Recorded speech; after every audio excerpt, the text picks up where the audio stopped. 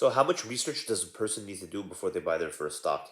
Well, that depends on a lot of factors. Depends on your age, depends on your risk tolerance, your psychological ability to withstand volatility. Depends on your goals. But for me personally, I bought my first stock at 18. I had this illusion that I had to be 18 to buy my first stock, so I did it at 18. But I think I could have done it quite earlier than that. And I bought an ETF. I bought a Dow Jones ETF. And I think it was an ETF. It may have been a mutual fund, but I think it was an ETF. And I remember being kind of proud or like stroking my own ego and thinking, okay, good job that you know what an ETF is. And other investors, don't. You 18-year-old savvy kid a decade and a half ago, you know what an ETF is when everyone else is buying mutual funds. Some stupid thought like that. So about a decade and a half ago, I bought my first ETF, Dow Jones ETF, and it shows you that I did my research in some ways, right? Because I knew what an ETF was and I knew what the Dow Jones was. I wasn't just buying like a hot stock tip. But so if you're a young person today, if you've never invested and you're thinking about investing, probably the best education you're going to get is actually putting your money at risk. Reading and under learning is very useful. And if you're listening to my video, you're obviously the kind of person that seeks out knowledge, which is very important. Most people don't do that, but there's a limit to that. And it's very hard to give general advice. It's impossible, actually, to give general advice on a video like this. But for the kind of person that wants to dabble and is able to dabble in the stock market, tossing a little bit of money, but it has to be a little.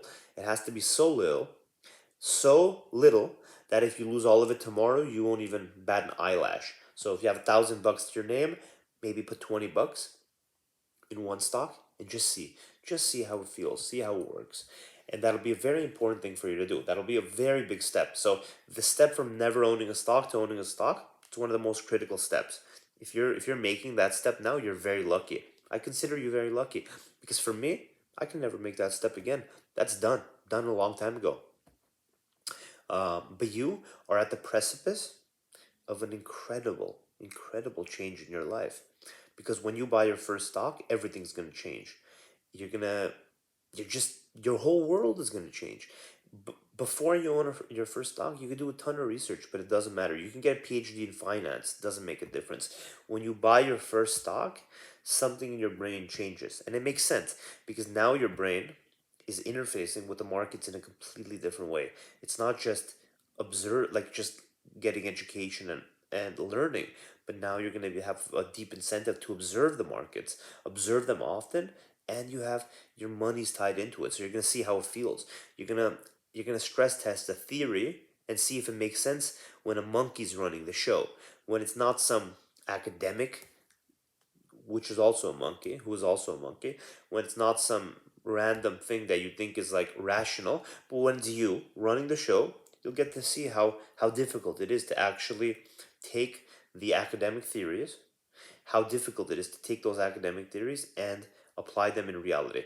How much friction and complexity there is in the real world of investing versus the academic world, and the real realization is how most of that complexity arises here. Most of it doesn't exist anywhere else.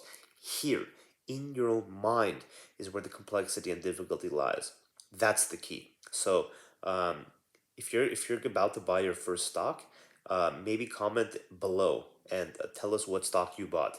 I'd be very interested to hear what the current newbies are getting into nowadays. So, assuming you're young, assuming you're assuming you're young and you have your whole life ahead of you, this should be a very low risk endeavor. If you're not, if you're in a different life stage where you have more responsibility for other people, or just different obligations, and you can't risk that much money, then maybe don't do it. Maybe be more careful.